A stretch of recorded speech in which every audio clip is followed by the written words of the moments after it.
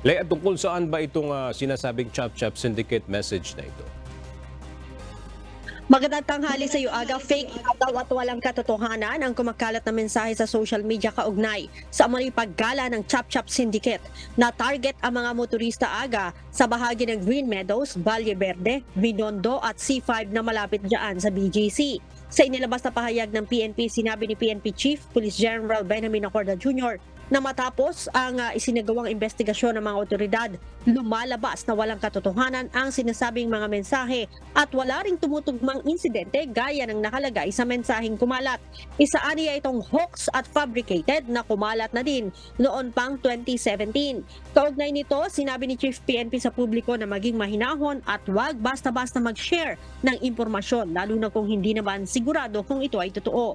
Tiniyak din ni Chief PNP na nagbabantay ng maayos ang pambansang pulisya para masiguro ang kaligtasan ng publiko.